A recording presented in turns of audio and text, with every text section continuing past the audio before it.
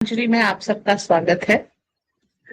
Please programme को channel को like share subscribe कर दीजिए, कमेंट कीजिए, बेल आइकन ऑल बटन पे क्लिक करके रखिए ताकि जब भी हम आए तो आपको इसकी सूचना मिल जाए। I am sorry for delay, मैं कुछ न्यूज इकट्ठा कर रही थी बट उसका वो मिल नहीं पाई। सो सबसे पहले हम चीजों को जो कनेक्ट कर रहे हैं वो ये सीजेपी प्रोटेस्ट आज अचानक कल से जो है जब लोग आने लगे, क्योंकि कल से मॉनसून सत्र आरंभ हुआ है, इसलिए कल से पुश बढ़ गया है, विदेशी मीडिया आ गया है। और सबसे बड़ी बात क्या, अमेरिका में दिल्ली ना आने की एडवाइजरी भी जारी हो गई है।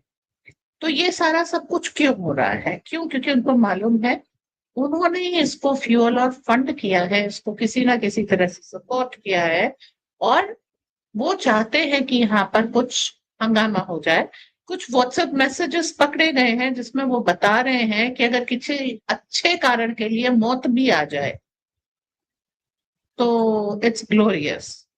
मतलब जो हम शुरू से कहते आ रहे थे, एक लाश का इंतजार है जिसको रख करके हंगामा किया जा सके।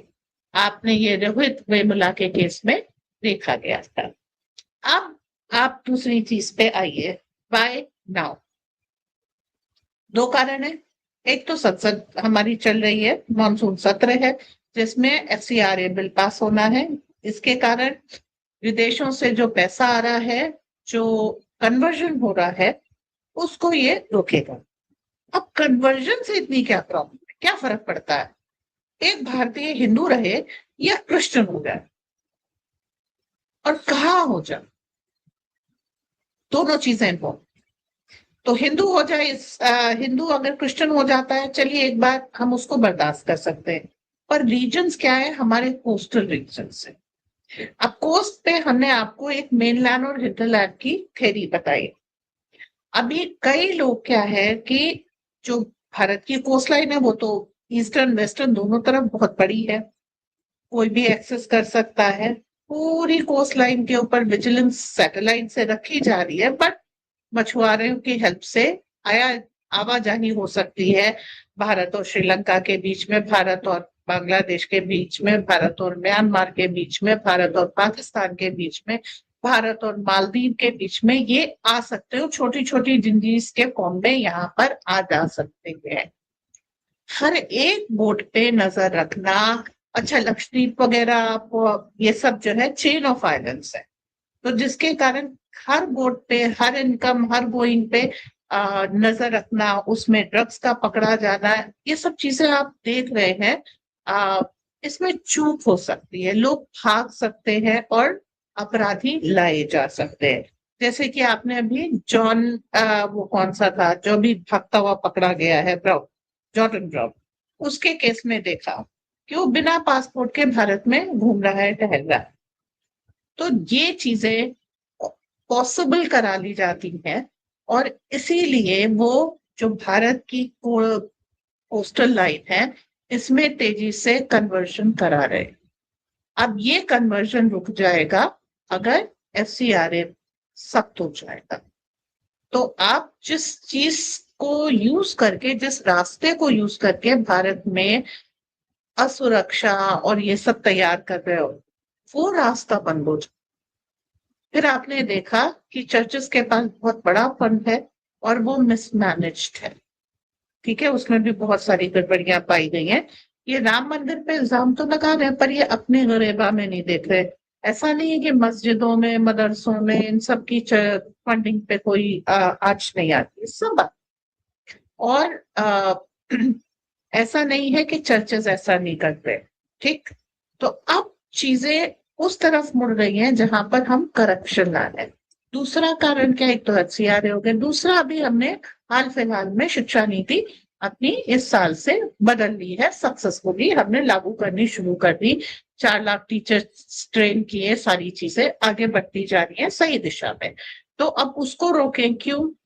एक एक मेडिकल की सीट जो है 40-50 लाख रुपए सालाना, वो उस पे 40-50 लाख की पड़ती। अब सोचिए कि ऐसी शिक्षा नीति आ जाए जिसमें ये भेड़ चाल खत्म हो जाए। पेरेंट्स अपने बच्चों को 5th से 6 से ट्रेन करें, 10th तक किस ऐसे काम में लगा दे जिसके लिए हर एक को मेडिकल की सीट और हर एक को इंजीनियरिंग की सीट ना देनी पड़े।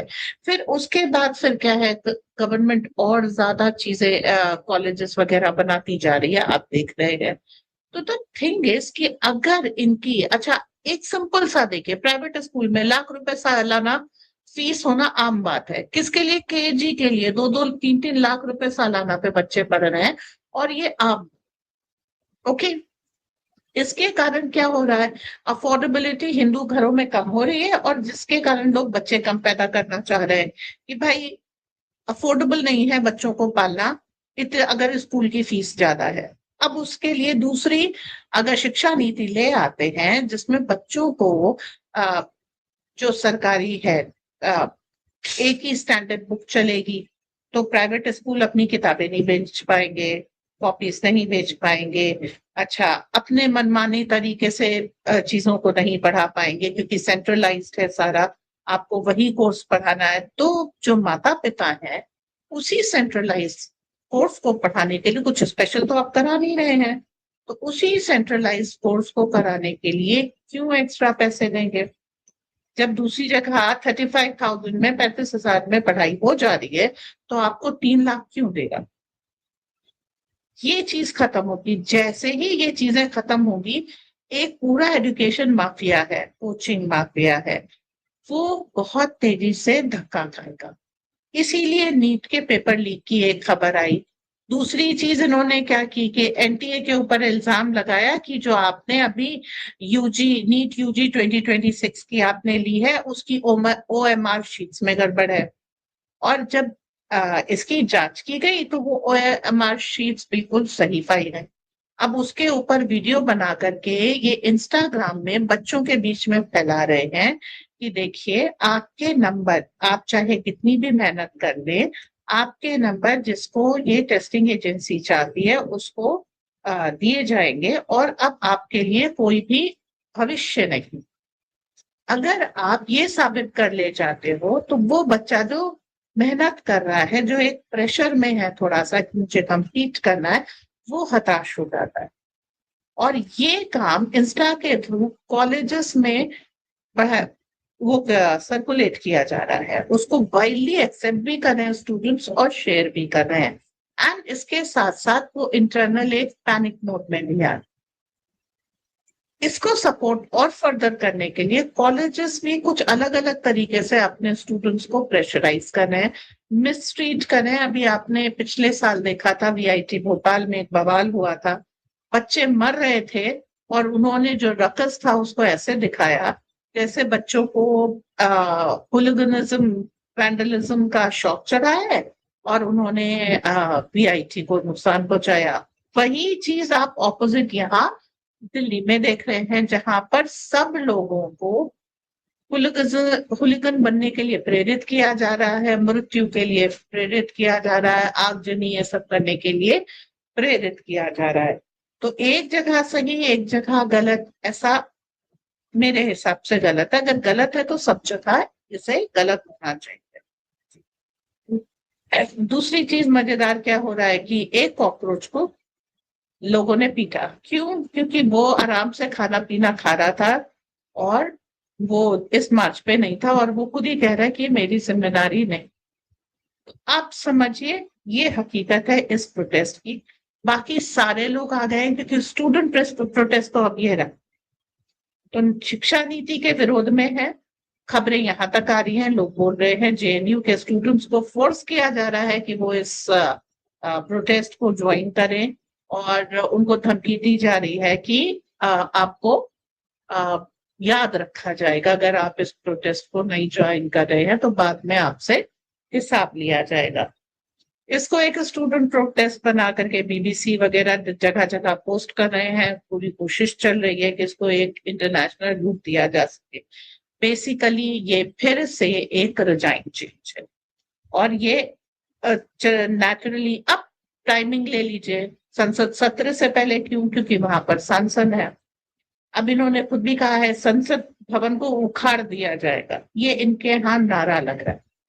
दैट मीन्स इनको जाकर के अंदर प्रोटेस्ट करना है, और कुछ जाएंगे, कुछ मिस हैपनिंग होगी, एक दो स्टूडेंट मारे जाएंगे, एक दो नेता मारे जाएंगे, फिर वही उसमें मोदी जी तो आएंगे ही आएंगे। मोदी जी को पीटने का इनका इरादा है, बट आप समझ जाइए, क्योंकि हाय हाय मोदी मर जा तू के नारे अक्सर ये लोग लगाते रहते हैं।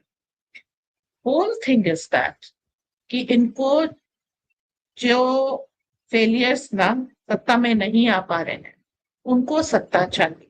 उस सत्ता के लिए ये रिजाइन चेंज ऑपरेशन इनका आज का नहीं है। आपको यूरो मैदान याद होगा, आपको इस तरह के जैसे बांग्लादेश में शेख हसीना को हटाने के लिए हुआ था, ये ऐसे ही आंदोलन जो है श्रीलंका में हुए, कैपिटल हिल अमेरिका में हुआ, हर जगह पेंशन के अगेंस्ट फ्रांस में हुआ, हर जगह इस तरह के आंदोलन विश्व भर में होते रहे, और उनका उद्देश्य बहाने से आंदोलन करके सत्ता परिवर्तन करने का है। अब कहने को ये आंदोलन है, लेकिन हर जगह वो एंटरटेनमेंट भी खूब चलता है। आपने पिछली बार देखा था, लड़कियां तक सप्लाई की गई थी।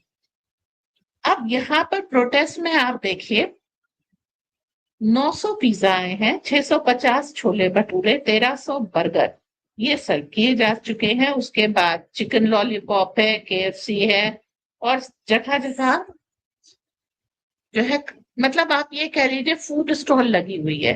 जब सोनम वांगचुक भूख हड़ताल पे थे, तब भी आपने वीडियो देखे कि वहां पर लंगर लगा रखा था एक तरह से, और लंगर वो वाला लगाया था जिसके लिए बच्चे आए।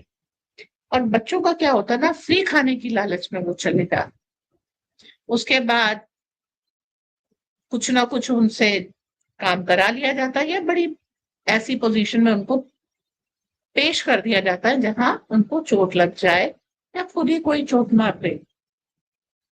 तो ये जो आंदोलन है ये चल नहीं रहा, इसे साजिशन चलाया जा रहा है। वंस अगेन एक बड़ी कमजोर सी कोशिश की जा रही है सत्ता परिवर्तन के लिए, और ये सब चीजें यूपी इलेक्शन से भी रिलेटेड है। कारण अगर कुछ भी चेंजेस होंगे तो इफेक्ट यूपी इलेक्शन पे पड़ेगा। क्यों? क्योंकि सबसे ज्यादा सीटें यूपी से आती हैं। क्यों? क्योंकि सबसे ज्यादा पॉपुलेशन यूपी के, इसलिए यूपी इलेक्शन से इसको जोड़ करके देखना गलत है। तो FCRA हो गया। अब आ जाते हैं प्लास्टिक के नोटों पे। जो 10 और 20 रुपए के नोट हैं उनको लाया जा रहा है पायलट प्रोजेक्ट के तौर पे। तो एक तरीके से कहिए डीमोनेटाइजेशन पार्ट 2 यूपी इलेक्शन से पहले शुरू हो रहा है, लेकिन एकदम से करने की बजाय इसको आहिस्ता से किया जा रहा है, क्योंकि मोदी जी को भी ये पता है कि जनता इस समय किस हालत में है,